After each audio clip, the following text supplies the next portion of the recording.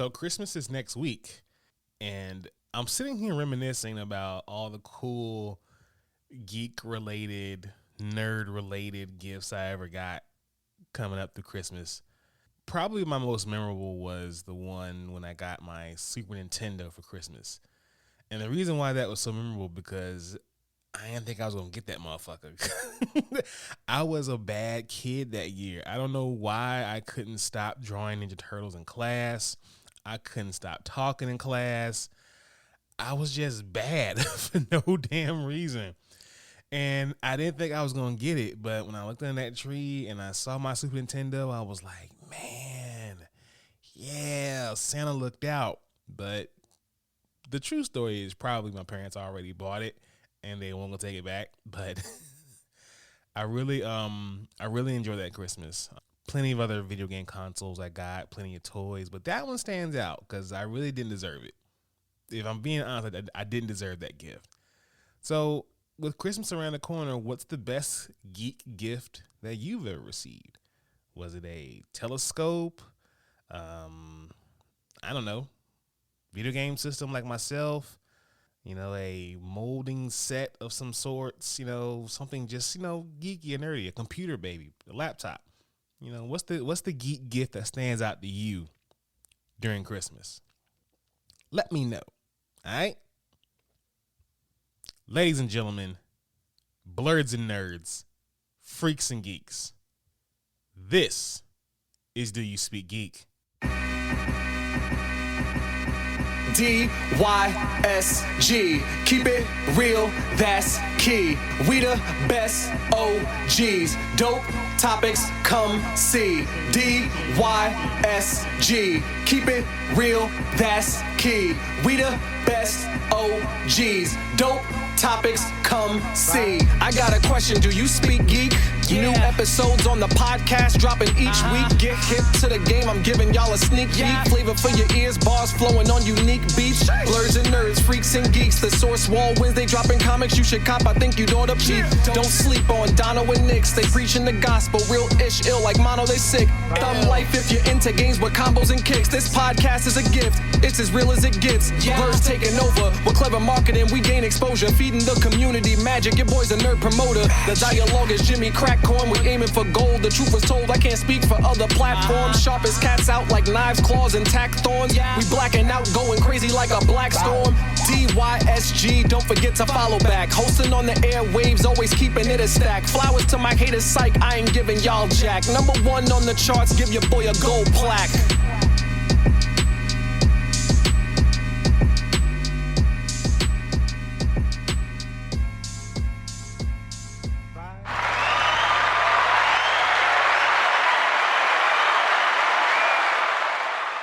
Yeah, what's going on, y'all? It's your boy Nick's back again. This is episode 138 of the podcast. Shout out to everybody who has been rocking with me, man, for the entire 2022.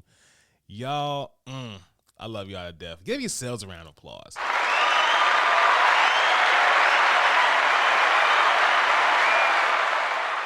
You know what I'm saying? For sticking with me, come on now. Y'all the real MVPs. But for those of you who are new here, welcome to Do You Speak Geek? This is the podcast where we bring you all the latest and greatest inside of the geek realm as far as news and reviews. Shout out to Spreaker, that's the home team, and all the other major podcast outlets out there. But wherever you get your podcasts, please be sure to look for Do You Speak Geek and subscribe. And please follow us on social media, Facebook at DYSGFB, Twitter at DYSG_tweets, Twitch at DYSG_games, and Instagram, TikTok, Quirk Chat, and Hive at Do You Speak Geek. The YouTube channel, the only place where you can find the Don and Daddy Show. New video coming soon, DYSG Casting Call. Yeah, new content. I told y'all new content was coming. I told you stick close. I told y'all I got y'all. So, new content coming soon. Please be sure to subscribe, like, Hulk, smash that bell for all notifications, and leave comments. We want to know what you guys think. Let's go ahead and hop into the show and do what we do about this time, people. Y'all already know the vibes. Let's speak geek. Suit up. I wanna be the Talk nerdy to me.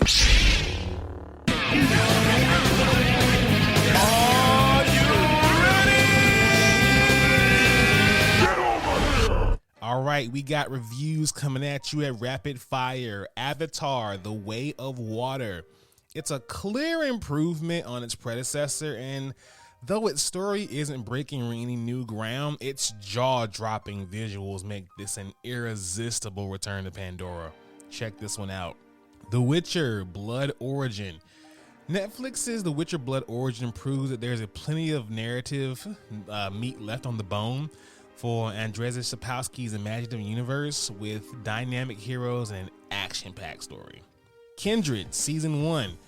This approaches the adaptation with some really interesting initial ideas that update the story of our times, but it ultimately feels too bloated, scattered, and less potent than it should be.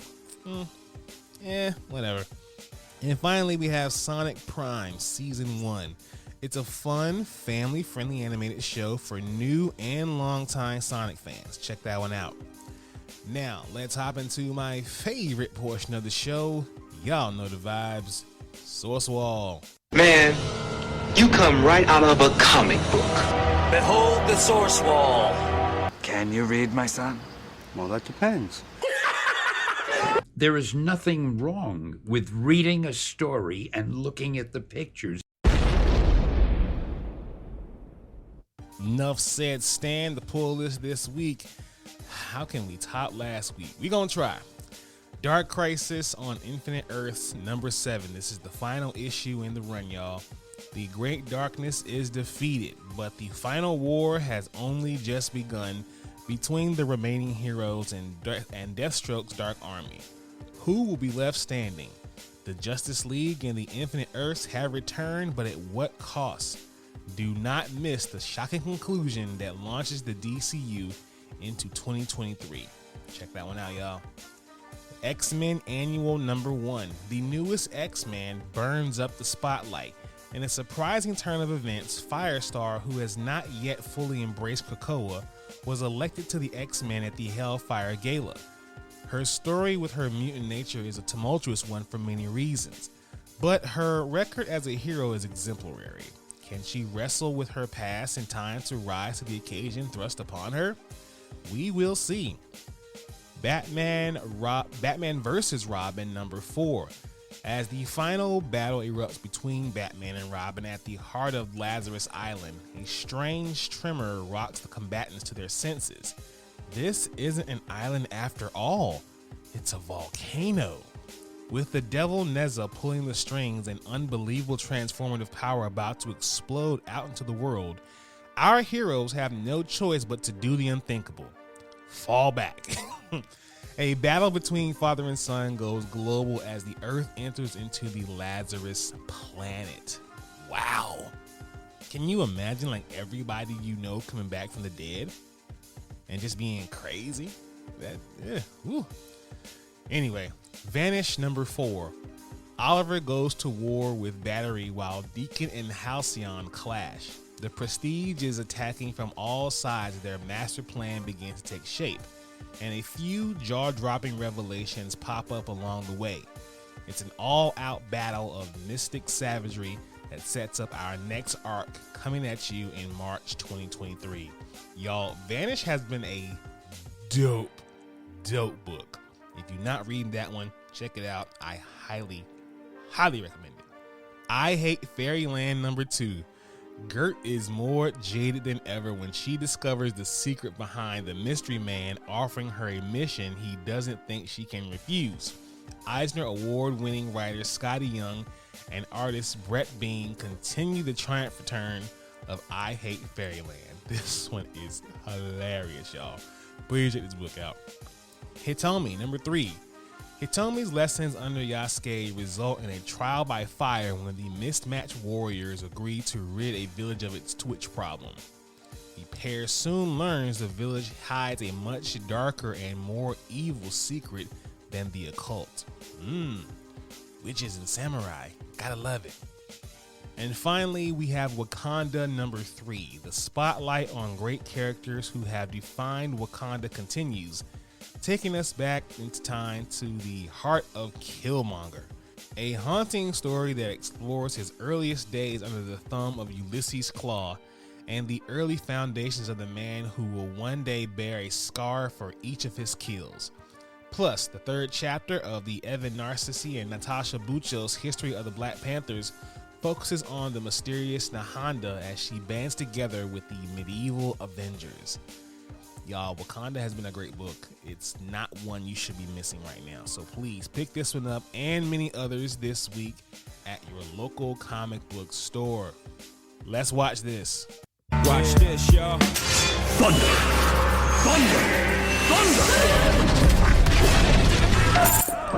Lannister always pays his debts. Whoa, dude. I am the villain of the story. All right, y'all. We're back again, talking about DC again. And this time it stings a bit. I'm not gonna lie, it stings a bit. Henry Cavill confirms that he will not be back as Superman. I know. It hurt because they made him announce his return. But after James Gunn announced that the master plan for his new DC has been finalized, Henry Cavill had to take to Instagram to confirm that he will not be returning in this new era. Gunn took to Twitter later this week to announce that he and DC Studios co-president Peter Safran have finalized a DC slate and will announce more in the new year. But Gunn also shared one movie, which is a young Superman film set in his early days as a reporter. Cavill confirmed the news on his page. I have just had a meeting with James Gunn and Peter Safran, and the sad news is, everyone, that I will not, after all, be returning as Superman. And this is fresh off the heels of him quitting The Witcher. Wow.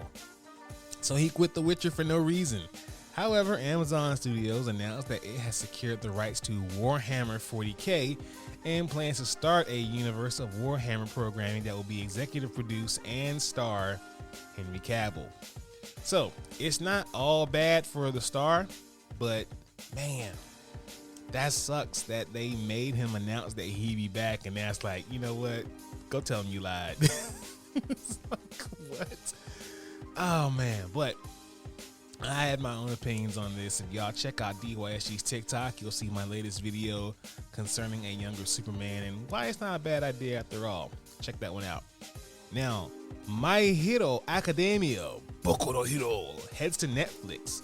The live-action My Hero Academia film officially has a home at Netflix, adding to the streaming platform growing list of anime and manga adaptations in the pipeline through a collaboration with Legendary Entertainment.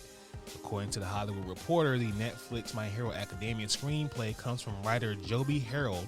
Harold also served as both executive producer and writer on the Disney Plus series Obi-Wan Kenobi and is currently penning the script for Transformers Rise of the Beast. Now, from what I know about anime fans, you guys have already decided you hate this. Yeah. Anime fans, I used to say that Star Wars had the most toxic fans, but no, it's anime. And I'm pretty sure most of you out there have already decided you hate this. The fact that it's going to be a live action adaptation and that's going to be on Netflix. You have already decided you hate it. But for me, as someone who really doesn't care, I'll check it out and I'll probably love it. Most of y'all will hate it, but we'll see. Moving on to our final story here at Watch This. God of War live action series coming on. Probably another that most of y'all are gonna hate, but anyway, Prime Video has announced that it will officially order a God of War live action series in co-production with Sony Pictures Television and PlayStation Productions. Amazon's Prime Video service says that the live action series will be an adaptation of the Santa Monica Studios sequel series following Kratos in the Norse realm of Midgard following his quest of vengeance in ancient Greece. Like in the game, the series will follow Kratos as he journeys with his son to the highest peak as a final request from his late wife. Well, okay. I see where they're picking up. Maybe I thought they would pick up a little earlier on in the series of God of War, but I guess this is what everyone likes now. Yeah, I'll check it out. Prime does pretty good in their series adaptations, and they do pretty good in their series anyway. You know, I mean, look at the boys. You know, so hey, I think God of War will be in good hands here. All right, you nerds, let's hop over to Thumb Life. Peace, love, and video games. That sound like Donkey Kong.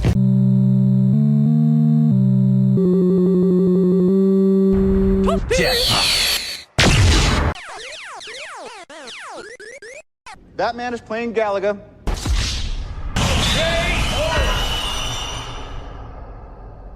All right, you gamers, one piece of news here to let you guys know that Marvel's Spider-Man 2 arrives in fall of 2023. Insomniac Games has announced that it will launch the game in fall of 2023, revealed in a PlayStation blog post. The long-awaited sequel to 2018 Spider-Man will seemingly stick to the promised release. Quote, "What a year it's been for PlayStation Studios," said Insomniac creative director Brian Intar. "Here at Insomniac Games, we've been in absolute awe of the work of our peers. Congrats to everyone on successful 2022, and here's to next year being just as exciting as we continue to get Marvel Spider-Man 2 ready for release next fall." I'm very excited about this game. The one trailer we got had me completely geeked during State of Play. What are you guys most excited about for this game? Is it the fact that we're playing both Miles and Peter? We're getting Venom? Are we excited for the potential of new heroes also being involved? Other villains? Yo, the possibilities are endless. Insomniac did its thing the first two times around. I have no doubt that they will kill this one as well. Very, very excited. All right, you smarks, let's mark out. So what you gonna do?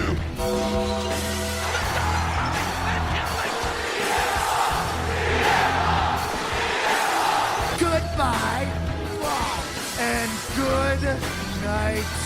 Bang! All right, you wrestling smarks, let's talk about this real quick. Mandy Rose. So this past Tuesday night, Mandy Rose dropped the NXT Women's Championship, and then apparently right after that, lost her job. So WWE reportedly released Mandy Rose after she dropped the NXT Women's Championship to Roxanne Perez on Tuesday night's episode of NXT. According to Fightful Select Sean Ross Sapp, WWE made the decision to release Rose after officials felt they were put in a tough position with some of the content from her fan time page. Rose posted some explicit photos and videos on her page, and WWE reportedly felt they were outside the parameters of her contract. Now, unfortunately, I have not seen these videos or photos. Oh my. Hey, yo! But if they are what people say they are, I only have one question.